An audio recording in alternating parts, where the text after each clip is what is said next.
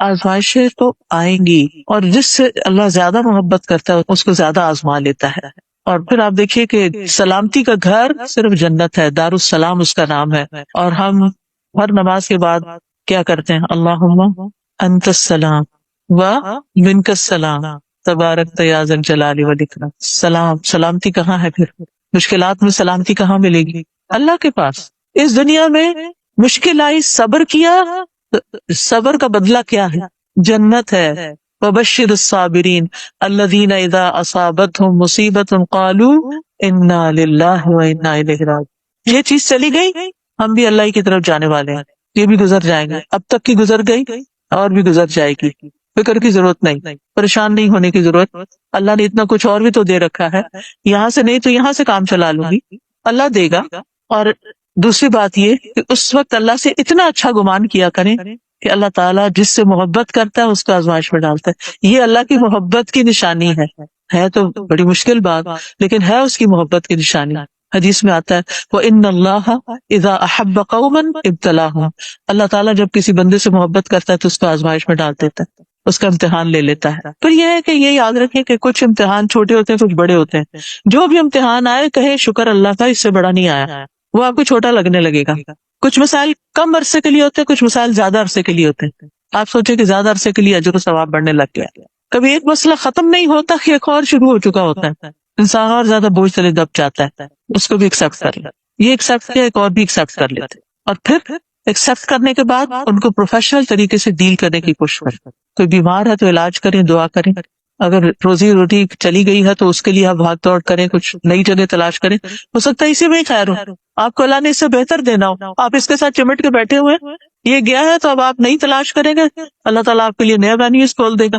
سوچ کو مثبت رکھیں، پازیٹو سوچیں، پریشانی کو مثبت سوچ میں بدل لیں. یہ یاد رکھیں ہر مشکل کے ساتھ آسانی ہے. قرآن میں آتا ہے فَإِنَّ مَعَ الْعُسْرِ يُسْرًا إِنَّ مَعَ الْعُسْرِ يُسْرًا. اب آپ دیکھیں دو طرف یسر ہے، بیچ میں عسر ہے. دو بار اللہ تعالیٰ اس آیت کو لائے ہیں تاکہ مومن کو تسلی ہو.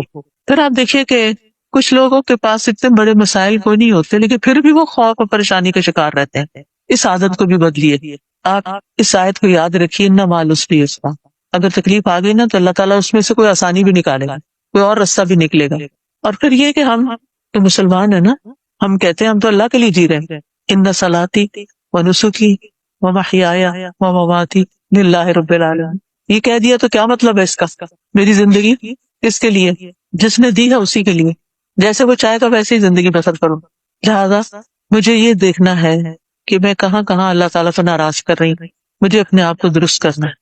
تکلیف میں انسان اللہ کو زیادہ یاد کرتا ہے، دعائیں بھی زیادہ کرتا ہے. پھر اللہ سے مدد مانگے کہ اللہ تعالیٰ میری کوئی چیز آپ کو پسند نہیں، آپ اس کی اصلاح کر دیں. اور یہ دعا کثرت سے مانگا کریں، اللہم وفقنا لما تحب و ترضی. اللہ مجھے اس چیز کی توفیق دے دیں جس سے آپ محبت کرتے ہیں اور جس سے آپ راضی ہیں. مجھے وہ کام کرنے سکھا دیں، ان کاموں کو شوق لگا دیں کہ جن سے آپ راضی. کتنی خوبصورت دعا ہے، میری فیوریٹ دعا کہ اللہ وہ کام کروا لے جس سے آپ راضی ہو جائیں، جس سے آپ خوش ہو جائیں. کیونکہ الٹیمیٹ گول کیا ہے ہماری زندگی کا؟ کس کو خوش کرنا؟ اللہ کو. ہم کہتے تو ہیں لفظوں سے، لیکن کرتے کس کو خوش؟ سارا وقت کس کی خوشی میں کوئی پریشانی میں رہتے ہیں، لوگوں کو خوش کر. آپ دیکھیے کہ ہم اپنے سارے کاموں کے جائزہ لیں. مثال کے طور پر آپ دیکھیں کہ ہماری شادیاں ہوتی ہیں تو ہم لوگوں کو خوش کرنے کے لیے کیا کیا نہیں کرتے، اور خود اپنا حال خراب کر لیتے ہیں دوسروں کو خوش کر کر کے. لوگ پھر بھی خوش نہیں ہوتے. وہ ساری اچھی چیزیں پا کر، کیونکہ انسانی نیچر ہی ہے، صرف شیطان کے دباؤ میں ساری اچھی چیزیں پا کر جو چیز ذرا ٹھیک نہیں ہوگی اس کو پکڑ لیں گے. کیسا لگا کھانا؟ وہ جو فلاں چیز تھی نا، وہ سیلڈ کا فلاں پتا تھا، وہ فلاں ایسا، چھوٹی سی کوئی چیز اس میں سے نکال لیں. پھر یہ ہے کہ اللہ کو دوست بنا لیں. یوسف علیہ السلام کی زندگی بڑی آزمائشوں میں گزری تھی. اللہ نے ان کو بادشاہت بھی دے دی، ہر چیز ان کے کنٹرول میں دے دی، سب ان کے تابع ہو گئے، ہر چیز ان کے لیے مسخر ہو گئی.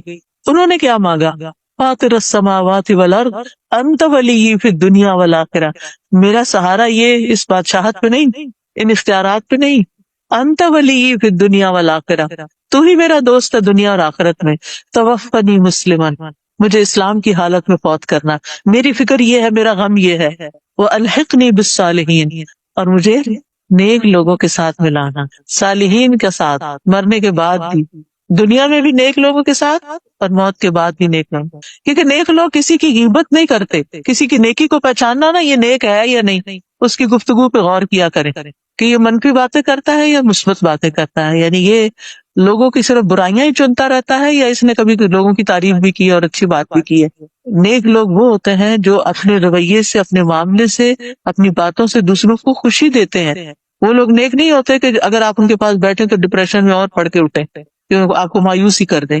تو ایمان ہونے کے باوجود اگر ڈپریشن ہو رہا ہے تو یاد رکھیے کہ اللہ ایمان والوں کا دوست ہے، وہ انہیں اندھیروں سے نکال کر روشنی میں لاتا ہے. تو اللہ کو دوست بنا لیں، پھر اللہ کے ذکر میں خود کو مشغول رکھیں. ابن تیمیہ کہتے ہیں رحمہ اللہ، جو شخص خود کو اللہ کے ذکر میں مشغول نہیں کرتا اور اس کی زندگی میں ایسے لمحات آتے ہیں جب وہ مکمل خاموش ہوتا ہے اور وہ کچھ نہیں کرتا تو شیطان اس کے اندر وسوسے ڈالنے شروع کر دیتے ہیں. جو لوگ ذکر کرتے رہتے ہیں شیطان ان سے بھاگتا ہے، اور جب آپ ذکر چھوڑ دیتے ہیں شیطان آپ کے دل پہ جم جاتا ہے. جب آپ چپ کر کے بیٹھے ہوتے تو ذہن کدھر چلا جاتا ہے، ادھر ادھر بھٹکنے لگتا ہے. تو مثبت سوچ کے لیے ذکر ضروری ہے. پھر اللہ کا تقوی اختیار کریں. اللہ کے تقوی کا مطلب یہ ہے کہ جو چیزیں اللہ تعالیٰ کو ناراض کرتی ہیں ان سے بچیں، گناہوں سے بچیں، اور جو اس کو پسند ہے کام وہ کریں. اس کا فائدہ کیا ہوگا؟ اس کا فائدہ یہ ہوگا کہ مشکل ترین حالات میں آپ کے لیے رستہ نکل آئے گا. سورۃ طلاق میں آتا ہے وَمَن يَتَّقِ اللَّهَ يَجْعَل لَّهُ مَخْرَجًا وَيَرْزُقْهُ مِنْ حَيْثُ لَا يَحْتَسِبُ. جو اللہ کا تقوی اختیار کرتا ہے اللہ تعالیٰ اس کے لیے مشکل سے نکلنے کا راستہ بنا دیتے ہیں، اور اس کو وہاں سے رزق دیتے ہیں جہاں سے وہ سوچ بھی نہیں سکتا، گمان میں بھی نہیں ہوتا، خیال میں بھی نہیں ہوتا. حضرت حاجرہ کی مثال لے، ایک خاتون تھی، خاتون میرے اور آپ جیسے، ہم سے بہتر لیکن خاتون تھی، خاتون ہونے میں ہم جیسے. ابراہیم علیہ السلام نے ان کو اور ان کے دودھ پیتے بچے کو کہاں چھوڑا تھا. اگر آج ہمارا شوہر ہمارے ساتھ ایسے کرے تو پھر ہم کیا کریں گے؟ سنگل پیرنٹس کی آپ نے حالت کبھی دیکھی ہوئی؟ حضرت حاجرہ نے کیا کیا تھا، وہ جب حضرت ابراہیم ان کو چھوڑ کے جا رہے تھے کہاں چھوڑ رہے تھے؟ مکہ کی وادی میں، جہاں کوئی انسان ہی نہیں تھا، کوئی گھر نہیں تھا، کوئی کچن نہیں تھا، کوئی فریج نہیں تھی، کوئی کھانے کی چیز نہیں تھی، کوئی مارکیٹ نہیں تھی، کوئی اللہ والا رہتا نہیں تھا وہاں کے آپ کو لا کے دے دے، کچھ بھی نہیں تھا، ہر چیز سے محرومی. وہ اپنے شوہر کے پیچھے جاتی، آپ مجھے کیوں یہاں چھوڑ کے جا رہے ہیں؟ وہ خاموش ہے، وہ آگے چلنے لگتے، پھر پیچھے نہیں مڑ کے دیکھتے، آپ کیوں چھوڑ کے جا رہے ہیں؟ پھر جواب نہیں آتا، پھر تیسری دفعہ پوچھتی ہیں تھوڑا اور آگے جا کے، آپ مجھے کہاں چھوڑ کے جا رہے ہیں؟ کیوں چھوڑ کے جا رہے ہیں؟ اللہ ہمارا کبھی حاضر، کیا اللہ نے آپ کو اس کا حکم دیا؟ حضرت ابراہیم نے سر ہلا دیا. ہاں تو دیکھیے اس عورت کا ایمان. پھر اللہ ہمیں ہرگز ضائع نہیں کرے گا، پھر ہم یہاں بھوکے نہیں مریں گے، ہم پھر تنہا نہیں ہیں، پھر اللہ ہمارے ساتھ ہے. غار میں نبی صلی اللہ علیہ وسلم نے کیا کہا تھا تو ابوبکر کو، لا تحزن ان اللہ معنا، غم نہ کرو اللہ ہمارے ساتھ ہے. ہر مشکل میں پڑے ہوئے انسان کو یہی سوچنا چاہیے اللہ ہمارے ساتھ ہے، ہم تنہا نہیں ہیں، ہم اکیلے نہیں. اگر انسانوں نے چھوڑ دیا تو کیا ہوا، مال نے چھوڑ دیا تو کیا ہوا، اللہ ہمارے ساتھ ہے. تو اللہ کا تقویٰ، اللہ کی یاد. اور حاجر علیہ السلام نے کبھی اس کو گمان بھی کیا ہوگا کہ اس کا حل زمزم ہوگا؟ آج تک ہم زمزم کو ترستے ہیں، کہیں سے مل جائے تو اس کو سنبھال کر رکھتے ہیں، اس کا ایک ایک قطرہ ہم سنبھالتے ہیں کہ اس کو ضائع نہیں ہونے دینا. تو کیا تھا ان مع العسر یسرا، وہ کس طرح بھاگ دوڑ کر رہی تھی وہاں پر. ہم اب جاتے ہیں تو ہم کہتے ہیں چلا نہیں جاتا، اتنی مشکل میں آ جاتے ہیں جب صحیح کرتے ہیں پیدل. تو وہاں تو چھت بھی نہیں تھی، اے سی بھی نہیں تھا، کچھ بھی نہیں تھا، کوئی لوگ بھی نہیں آس پاس. لوگوں کی موجودگی میں کام کرنا آسان ہو جاتا ہے بازو کا، اور سارے چلے جا رہے ہیں، کہتے ہیں یہ بھی تو چل رہے ہیں، وہ دیکھے کس طرح لگڑا کے چل رہا، میں بھی چلوں گی. چلنے کی ہمت آ جاتی، انسان دوسروں سے انسپائر ہو کے چلتا ہے. لیکن حضرت حاجرہ رضی اللہ تعالیٰ عنہا، سبحان اللہ، کوئی بھی تو نہیں تھا، اور شوہر نے بتایا بھی نہیں میں کب آؤں گا واپس، اور آؤں گا بھی کہ نہیں آؤں گا. کیا دل ہوگا، کیسا یقین ہوگا، کیسا توکل ہوگا کہ وہ اس وقت پریشان نہیں ہوتی بلکہ بچے کی فکر کرتی ہیں. وہ پہلے تو دودھ پلاتی نہیں، پانی تھا پیتی نہیں، کام چلتا رہا. جب سب کچھ ختم ہو گیا تو پھر بچہ رونا شروع ہو گیا. بہرحال اور کیا کرنا ہے، پریشانی، دکھ، غم، تکلیف، مایوسی میں اپنے گناہوں کا اعتراف کرنا ہے. یہ مشکلات سے نکلنے کا راستہ ہے. یونس علیہ السلام نے مچھلی کے پیٹ میں کیا پڑھا تھا؟ لا الہ الا انت سبحانک انی کنت من الظالمین. صرف لفظ نہیں دہرانے، سوچ کے پڑھنا ہے. تیرے سوا کوئی الہ نہیں، تو پاک ہے، تیرے میں کوئی عیب کمی ہوتا ہی نہیں، بے شک میں ظالم ہوں، میری غلطی ہے، I was wrong. انہوں نے یہ نہیں اس وقت کہنا شروع کیا کہ وہ لوگوں نے مجھے بہت ستایا تھا اس لیے میں نکلا تھا وہاں سے. لوگوں نے حد درجہ تنگ کر دیا تھا حضرت یونس علیہ السلام کو، اس لیے انہوں نے اپنی قوم کو چھوڑا تھا. ابھی اللہ کا حکم نہیں آیا تھا. اللہ کا حکم آتا قوم تباہ ہو جاتی ہے، ان کو اللہ تعالیٰ بچا کے لے جاتا ہے، جیسے سارے پیغمبروں کے ساتھ ہوا. تو یہ پہلے نکل آئے ناراض ہو کے، وہ پکڑ ہو گئی. نکلے کیسے پھر اس پکڑ سے، اس غم سے؟ اور اللہ تعالیٰ قرآن پاک میں فرماتے ہیں وَكَذَلِكَ نُنْجِي الْمُؤْمِنِينَ، ہم مومنوں کو اسی طرح نجات دیتے ہیں. یعنی جیسے یونس علیہ السلام کو دی تھی، اگر مومن بھی اپنی غلطیوں کا اعتراف کرے، اپنی غلطیوں کو مانے، اپنے گناہوں کی توبہ کرے، تو ہم ان کو بھی ایسے ہی غم سے نکال لیں گے. اور اس کی تفصیل تو آپ کو پتہ ہی ہوگی کہ کس طرح قرہ ان کے نام بار بار نکلا اور ان کو پھینکا گیا، اور کس طرح وہ مچھلی کے پیٹ میں چلے گئے اور پھر وہ سمندر کی گہرائی میں چلی گئی. ابھی جو آپ دوست ڈوبی ہے پڑھا ہوگا آپ نے کہ کتنا ڈارک ہے نیچے، تو اللہ تعالیٰ فرماتے قرآن پاک میں وَنَادَى فِي الظُّلُمَاتِ، انہوں نے اندھیروں میں پکارا، مچھلی کے پیٹ کا اندھیرا، غم کا اندھیرا، اور پھر سمندر کا اندھیرا اور رات کا اندھیرا. اف، سوچ کے روح کانپ جاتی ہے اگر آپ امیجن کریں. وہاں سے اللہ نے نکالا. کیا ہم میں سے کسی کا غم، تکلیف، پریشانی ویسی ہے؟ نہیں. اور اگر اللہ نے ان کو نکالا تو وہی اللہ ہمیں بھی نکال سکتا ہے. لیکن انہوں نے سچے دل سے کہا تھا. ہم کیا کرتے، گٹیاں پکڑ لیتے ہیں، باتیں کرتے ادھر ادھر کہ لا الہ الا انت سبحانک انی کنت من الظالمین، اس نے کیا پہنا ہوا ہے، اس کے کپڑے کیسے ہیں، یہ کیا پڑھنا ہوا. ایک دفعہ نہیں سوچ کے پڑھتے، پھر کہتے ہیں ہم نے تو وظیفہ کیا تھا کچھ نہیں ہوا.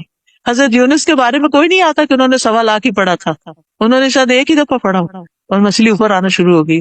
اور پھر کس طرح اللہ کے اذن سے مچھلی نے باہر نکالا. مچھلی کے ایسڈ سے سارا جسم زخمی ہو چکا تھا، ریش ہو چکا تھا. قرآن مجید میں آتا ہے کہ اللہ تعالیٰ نے ان کے لیے یقطین، کدو کا پودا اگایا اور اس کی چھاؤں میں تھے اور اس کا پھل بھی کھاتے تھے. اسی لیے آپ دیکھیں کہ جو کدو ہوتا ہے وہ اسکن کی ڈیزیز کے لیے بہت مفید ہوتا ہے. پھر اللہ نے ان کے لیے انتظام کیا، پھر ان کو واپس اپنی قوم میں بھیجا اور ان کی قوم کو بھی اللہ نے معاف کر دیا. سب ٹھیک ہو گیا. آزمائش آئی، سخت آئی، لیکن نکل آئے اس سے. کس چیز سے؟ انی کنت من الظالمین، میری غلطی ہے. لیکن ہم سب کے اندر اتنی انا ہے، نہ اللہ کے آگے اس طرح جھکتے ہیں کہ اپنی غلطیاں مانے، ہم بلکہ کہتے ہیں میں نے کیا ہی کیا تھا. تو پھر آپ دیکھیے کہ کس طرح ویل جو دنیا کی سب سے بڑی مخلوق ہے اس نے اپنا منہ کھولا، اور کس طرح یونس علیہ السلام اندر گئے، اور کس طرح وہ ویل سمندر کی گہرائیوں میں گئی، اور کس طرح پھر یونس علیہ السلام باہر نکلے، اور کس طرح ان کو صحت ملی، اور کس طرح وہ اپنی زندگی میں روٹین پہ آ گئے. آج اگر کوئی ویل ہمیں نگل لے، اللہ نہ کرے، تو ٹیکنالوجی بھی یہ نہیں جان سکتی کہ یہ لوکیٹ نہیں کر سکتی کہ آپ کہاں ہیں، کوئی نہیں مدد کر سکتا. دیکھیے یونس علیہ السلام نے صرف اللہ کو پکارا تھا اور اللہ نے نکال دیا. تو ہمیں بھی کیا کرنا چاہیے؟ صرف سہارے نہیں ڈھونڈنے چاہیے، یہ مدد کرے گا وہ کرے گا، اور وہ نہیں کرتے تو اور فرسٹریشن. پھر اللہ ہے نا، جب کوئی دکھ ہو آپ اکیلا محسوس کریں کہ اللہ ہے نا، میں اکیلی تھوڑی بیٹھی ہوں، اللہ ہے نا میرے ساتھ. بچے چلے گئے کوئی بات نہیں، اللہ ہے نا. شوہر چلے گئے دنیا سے کوئی بات نہیں، اللہ ہے نا. میرے لیے اللہ کافی ہے، حسبی اللہ و نعم الوکیل. جب کبھی یہ خیال آئے نا کہ ہے، کیونکہ ہم سب جو ایج کے اس حصے میں 60+ مثلاً میری طرح، تو ہم سوچتے ہیں کہ اللہ نہ کرے اسپاؤس کو کچھ ہو، اللہ نہ کرے کہ بچوں کو کچھ ہو، پھر ہم اکیلے کیسے، کیا کریں گے کیا نہیں کریں گے. یعنی ہر ایک کو یہ خوف ضرور آتا ہے، اور یہاں اس ملک میں تو خاص طور پر جہاں کوئی رشتے دار بھی نہ ہو تو پھر کیا کریں گے. یہی سوچا کہ اللہ ہے نا، وہی ٹیک کیئر کرے گا. الحمدللہ ہم لوگ مسجدوں سے جڑے ہوئے ہیں، بہت سے دینی دوست ہیں، ایمانی ساتھی ہیں، اللہ کا شکر ہے کہ وہ ہم سے زیادہ ہماری کیئر کرتے ہیں. لیکن یہاں کے لوگوں کو آپ دیکھیں کہ ابھی میں ایک قصہ پڑھ رہی تھی، اور یہ ہماری ایک اسٹوڈنٹ نے لکھا جو فرسٹ ہینڈ انفارمیشن اس نے لی، میں نے پوسٹ بھی کیا تھا حکمت کی بات میں، کہ 92 ایئرس اولڈ خاتون تھی، پچھلے 8 سال سے ان کا بچہ ان کو دیکھنے نہیں آیا تھا، اور جب ماں فوت ہو گئی اور دفنا دی گئی تو ظاہر ہے کہ پراپرٹی تو چاہیے تھی. تو آ کر اس نے گھر کا سارا سامان جنگ کی طرح ٹرک میں ڈالا اور نکال دیا. ماں کی کیسی کیسی میموریز تھیں، تصویریں تھیں، چیزیں تھیں جو سنبھال سنبھال کے اس نے رکھی ہوئی تھی. وہ بچے کو ان میں سے ایک بھی نہیں چاہیے تھی. دنیا کا تو یہ عالم ہے. تو اس طرح کے کتنے ہی لوگ ہوں گے جو گھروں میں. اور مجھے پرسنلی، میں 2014 میں انگلینڈ میں گئی تھی، تو وہاں پر ہماری کچھ ساتھی تھی، تو وہ سوشل ورکر تھی. انہوں نے بتایا کہ کس طرح وہ مختلف بوڑھے لوگوں کو دیکھتے ہیں کہ گھر میں کوئی نہیں ہوتا، شام کے وقت ان کا پیمپر چینج کر کے آتے ہیں، ان کو بیڈ میں ڈال کے ٹک ان کر کے آتے ہیں، اور پھر وہ کہتے ہیں کیوں جا رہی ہوں، ابھی سے جا رہی ہوں، رات کا اندھیرا اور وہ تنہا. کتنے ہی ایسے لوگ ہیں جو بزرگ ہیں اور گھروں میں تنہا ہیں یا پھر ہومز میں ہیں. تو الحمدللہ اللہ نے ہمیں ایمان دیا، اللہ نے ہمارے بچوں کو اچھی سوچ دی کہ جو والدین کی کیئر کرتے ہیں. اور اگر اپنی کسی مجبوری کی وجہ سے وہ نہیں بھی کر سکتے تو سب سے بڑا سہارا تو اللہ ہی کا ہے. بچوں کو سہارا نہ سمجھے، مال کو سہارا نہ سمجھے، اپنے اسٹیٹس کو سہارا نہ سمجھے، اللہ کو سہارا بنائے، اس پہ توکل کرے. جب کوئی خوف کے خیال آئے فوض امری الی اللہ، میں اپنا معاملہ اللہ کے سپرد کرتی ہوں، اللہ ہی سنبھالے گا، اور اپنی غلطیوں کا ذکر، اور پھر آپ دیکھیے کہ مشکلات آتی ہیں ہمیں اللہ سے قریب کرنے کے لیے، اللہ سے قریب کرنے کے لیے، اور اگر کوئی مشکلات کے باوجود اللہ سے قریب نہیں ہوتا تو وہ دنیا کا بدبخت ترین انسان، اس نے کچھ سیکھا ہی نہیں۔ کسی وقت کوئی بھی چوٹ ہمیں لگتی ہے تو ہمیں فوراً اللہ کو یاد کرنا چاہیے، فوراً قرآن کی طرف لوٹنا چاہیے۔ بازو کا تو اور کوئی نہیں، وہ جو ہمارا ہڈن دشمن ہے نا، شیطان، اور ایک تو اندر دشمن بیٹھا ہوا نفس، اس کے کچھ تقاضے ہوتے ہیں، جب وہ پورے نہیں ہوتے تو وہ اداس ہو جاتا ہے، اور کچھ شیطان کے وسوسے ہوتے ہیں۔ فوراً قرآن کی طرف جائیں، تلاوت شروع کر دیں، کوئی قرآن کی تفسیر شروع کر دیں، قرآن کی کسی مجلس میں چلے جائیں، مسجد میں چلے جائیں، جا کے بیٹھ جائیں، اللہ کا ذکر کرے، آپ کا دل اچھا ہو جائے گا۔ مشکل وہیں کھڑی ہے، آپ کا دل اچھا ہو جائے گا۔ آپ کو تو اس سے غرض ہے نا کہ آپ کا دل اچھا ہو جائے، مشکلیں تو جب جانا ہے تو جائے گی۔ Take good care of your self, اپنا خیال رکھیے، اپنے اوپر فوکس کیجیے کہ مجھے کون سی چیز طاقت دیتی ہے۔ فزیکلی ویک کر رہی ہے تو کیا کرنا ہے مجھے، اسپرچولی ویک ہو رہی ہے تو کیا کرنا ہے، ایموشنلی ویکنس کا شکار ہوں تو کیا کرنا ہے، مجھے اس وقت کیا کرنا ہے۔ اور جو نسخے آپ کو کام آتے ہیں نا وہ لکھ لیا کریں، اور اس وقت انہیں کو استعمال کریں۔ پھر ایک ہیبٹ اپنی بنائیں کہ اپنی زندگی میں ایسی بکس پڑھیں جس میں انبیاء اور صحابہ کے حالات ہوں کہ وہ کیسی کیسی مشکلات سے گزرے۔ سب سے زیادہ آزمائش پیغمبروں کی ہوئی ہے، صحابہ کرام کی ہوئی ہے، لہٰذا ان کے واقعات سے سبق لیں۔ ابراہیم علیہ السلام کی کوئی مشکل آئی تھی؟ پڑھا ہی ہوگا قصہ، آخر ہر سال ہم قربانی کا گوشت وجہ سے کھا لیتے ہیں، اور یہ واقعہ یاد کرنا بھول جاتے ہیں کہ قربانی کس نے کی تھی، کس چیز سے آزمائے گئے، کتنی بڑی عمر میں بچہ ملا تھا ان کو، بعض روایات میں 100+ سے اور بعض میں 86 ایئرس، اور پھر اس کو چھوڑ دیا، ماں کے ساتھ چھوڑ دیا مکہ میں، اور جب بڑا ہوا تو حکم ملا اسے ذبح کر دو۔ سبحان اللہ، ہم جیسا کو ہوتا تو اللہ سے ناراضی ہو جاتا کہ کیوں اتنی دعاؤں سے تو مانگ کے لیا ہے اور اب آپ لینا چاہتے ہیں اس کو۔ کبھی آپ نے دیکھا ہوگا ایسے پریشیس چائلڈ جو ہوتے ہیں اگر دنیا سے چلے جائیں تو لوگوں کا حال کیا ہو جاتا ہے، پھر اللہ سے بھی ناراض ہو جاتے ہیں۔ بہرحال لیکن ابراہیم علیہ السلام کے ساتھ کیا ہوا، آزمایا ضرور گیا، لیکن وہ ہر آزمائش میں کامیاب ہوئے، ہر ٹیسٹ پاس کیا، تو اللہ تعالیٰ نے بالکل نہ یا نار کونی بردن و سلام علی ابراہیم، اور پھر بیٹے کے لیے کیا کیا، گانڈے سے تبدیل کر دیا۔ آزمائش میں پوری ہوگی، ہر موقع پر جب آگ میں پھینکے گئے، کتنی سخت آزمائش، لیکن انعام کیا ملا، اللہ تعالیٰ فرماتے ہیں وَإِذِ ابْتَلَىٰ إِبْرَاهِيمَ رَبُّهُ بِكَلِمَاتٍ فَأَتَمَّهُنَّ قَالَ إِنِّي جَاعِلُكَ لِلنَّاسِ إِمَامًا۔ دنیا کی امامت مل گئی، آج جیوز ہوں، کرسچنز ہوں، مسلمز ہوں، سب ان کو اپنا بڑا مانتے ہیں۔ ان کی اولاد میں سے بنی اسرائیل نکلی، ان کی اولاد میں سے محمد صلی اللہ علیہ وسلم پیدا ہوئے، اتنا شاندار بچہ ملا ان کو اپنی نسل میں، اور کیا چاہیے، اس سے بڑی کوئی نعمت؟ لیکن یہ نعمتیں امتحان کے بعد ہی ملتی ہیں۔ جو امتحان سے مایوس ہو جاتا ہے اور امتحان کے وقت ثابت قدم نہیں رہتا پھر اس کے لیے خیر نہیں، اور جو پاس کر جاتا ہے پھر وہ آگے، جو بچے امتحان پہ امتحان پاس کر جاتے ہیں آپ دیکھیے کہ پھر ان کے لیے کتنے اچھے چانسز آگے بنتے چلے جاتے ہیں۔ تو صحابہ کی زندگی سے سبق سیکھتے ہیں کہ کس کس طرح ان کی زندگی میں مشکلات آئیں۔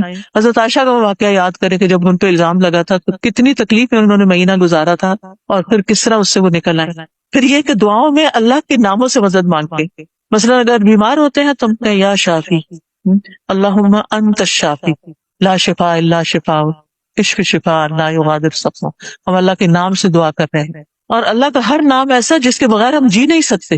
اس لیے آج کے بعد اگر آپ اللہ سبحانہ وتعالیٰ کے نام، ایک ایپ بھی ہے اسماء اللہ الحسنی، اس میں اللہ کے ناموں کی ڈسکرپشن دی ہوئی ہے، وہ آڈیوز ہیں میرے، اور اللہ کے نام بھی ہیں، اور اس کو ترنم سے پڑھا ہوا بھی ہے، اگر آپ سنتے رہے تو آپ کو یاد بھی ہو جائیں گے، میننگز بھی ہیں۔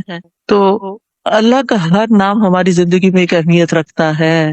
ہمیں اللہ سبحانہ تعالیٰ سے صرف یا اللہ کہہ کے تعلق نہیں کرنا، اس کے سارے ناموں کے ساتھ کنیکٹ ہونا ہے۔ تو اپنا کوئی اسکیجول بنائیں اور اللہ کے ناموں کے بارے میں جانیں، اللہ کو پہچانیں، اللہ سے مضبوطی کے ساتھ تعلق رکھیں، اور پھر انشاءاللہ جس موقع سے جو مشکل آئے گی اسی طرح کے نام کے ساتھ آپ اس سے مانگیں۔ پھر اللہ سے اچھا گمان رکھیں کہ اللہ تعالیٰ ظالم نہیں، اللہ تعالیٰ علم رکھتا ہے، اللہ تعالیٰ حکمت رکھتا ہے، اللہ تعالیٰ قدرت رکھتا ہے۔ مشکل حالات میں 4 طرح کے لوگ ہوتے ہیں۔ نمبر 1، مشکل سے ناخوش ہونے والے، ایسے لوگوں سے اللہ بھی ناخوش ہو جاتا ہے۔ نمبر 2، مشکل حالات میں صبر کرنے والے، تو اللہ سبحانہ تعالیٰ ان کو بشارت دیتا ہے، بشر الصابرین۔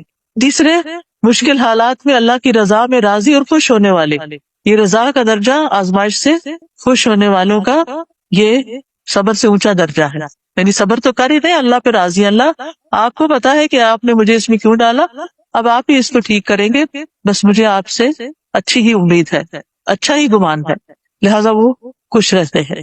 پھر آخری درجہ کس کا ہے؟ شکر کا۔ مشکل حالات میں بھی اللہ کے شکر گزار رہتے ہیں، اور یہ عباد اللہ الصالحین ہی کرتے ہیں کہ احمد اللہ علی البلاء، کہ آزمائش پر بھی میں شکر کرتا ہوں، اللہ کی تعریف ہے۔ وہ کہتے ہیں الحمد للہ علی کل حال، ہر مشکل میں، ہر حال میں اللہ کا شکر، اللہ کی تعریف۔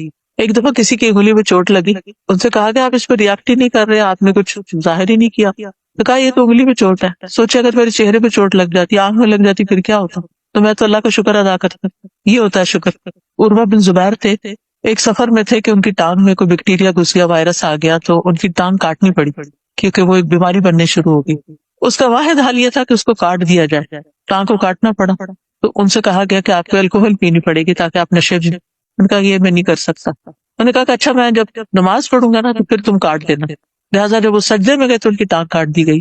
عروہ بن زبیر کے 2 بیٹے ان کے پاس آئے، جب وہ آ رہے تھے باپ کو لینے کے لیے تو ایک بیٹا گھوڑے سے گرا اور مر گیا، ادھر سے ٹانگ گئی، ادھر سے بیٹا گیا۔ ایک اور مشکل آ گئی، اور بڑی بڑی مشکلیں۔ تو جس قافلے کے ساتھ وہ آ رہے تھے، قافلہ جب حضرت عروہ کے پاس پہنچا تو ان کا کہ کیسے بتائیں کہ ان کا بیٹا وفات پا گیا، ابھی تو ان کی ٹانگ کٹی ہے۔ کسی نے کہا کہ نہیں ان کو خبر نہ دو کیونکہ وہ خود مشکل میں، کچھ دن کے بعد بتائیں گے۔ کسی نے کہا نہیں ابھی بتائیں تاکہ بیٹے کی نماز جنازہ پڑھے۔ تو بہرحال متفق یہ ہوئے کہ ان کو بتا دیتے ہیں۔ اور جب ہوش میں آئے، ایک ٹانگ دیکھی تو کہنے لگے اللہ کا شکر ہے جس نے میری ایک ٹانگ سلامت رکھی۔ اور جب ایک بیٹا آیا اور دوسرا نہیں، تو شکر اللہ کا جس نے مجھے یہ بیٹا دکھا دیا۔ دونوں ہی گر سکتے تھے، دونوں ہی مر سکتے تھے، تو انہوں نے صرف یہ کہا فلک الحمد علی ما اخذت وما اعطیت، جو تو نے عطا کیا اس پہ بھی تیرا شکر، اور جو تو نے لے لیا اس پہ بھی تیرا شکر۔ تو بات یہ ہے کہ مشکلات تو ہوگی، لیکن نکلنے کے جو طریقے میں نے آپ کو بتائے ہیں ان پہ غور کیجئے، مشکلات سے نبٹنا سیکھیے، گھبرائیں نہیں، اللہ آپ کے ساتھ ہے، شکر ادا کرتے رہیں، اس کی رضا پہ راضی رہیں، صبر سے کام لیں، تو آپ کو ایمان کی حلاوت محسوس ہوگی اور آپ کو نفس مطمئنہ حاصل ہوگا، جو ویری مچ نیڈیڈ ان دی موت، موت کے وقت بہت ضروری ہے، ورنہ جس حال میں انسان مرتا ہے دل کی حالت ویسے ہی ساتھ چلی جاتی۔ تو اللہ تعالیٰ سے دعا کرتے ہیں کہ اللہ سبحانہ تعالیٰ ہمیں مضبوط مومن بنا دے، ہمیں اپنے ساتھ سے محروم نہ رکھے، ہم سے راضی ہو جائے، ہم سب کی تکلیف اور مشکلات دور کر دے۔ جتنی بہنیں آئی ہیں یہاں، اللہ تعالیٰ ان سب کے غم، دکھ، پریشانیاں اور جو بھی ان کی زندگی میں مشکل چل رہی ہے اللہ تعالیٰ اس کو آسان کر دے، اور اللہ تعالیٰ ہمارے لیے موت کا مرحلہ آسان فرمائے، اللہ تعالیٰ ہمارے لیے قبر کا مرحلہ آسان فرمائے، اللہ تعالیٰ ہمارے لیے حشر کا دن آسان فرمائے، اللہ سبحانہ تعالیٰ ہمیں اپنا دیدار نصیب کرے، اللہ سبحانہ تعالیٰ ہمارے بچوں کو ہدایت اور ایمان پر رکھے، اللہ سبحانہ تعالیٰ ان کے لیے ہر طرح کی آسانیاں فرمائے، کبھی بھی ہمارے منہ سے کوئی ناشکری کی بات نہ نکلے، ہم اس کی رضا پہ راضی رہیں، اور جو کچھ اس نے ہمیں دیا ہے اس پہ شکر ادا کرتے رہیں، اور جو چیزیں ہماری زندگی سے چلی گئی ہیں ہم ان پر اللہ سبحانہ تعالیٰ سے راضی رہیں۔ وآخر دعوانا ان الحمد للہ رب العالمین۔ جن لوگوں نے اس مجلس کا اہتمام کیا ہے، یہ کرسیاں لگائی ہیں، والنٹیئر کیا ہے، اور جتنی بھی ٹیم ہے شروع سے آخر تک، جس طرح بھی آپ کو جس نے میسج پہنچایا ہے، اللہ ان سب کو جزائے خیر عطا کرے اور ان کی اس نیکی کو قبول کرے، اور اللہ کرے کہ آج کے لیکچر سے ہماری زندگی میں واقعی کچھ فرق آئے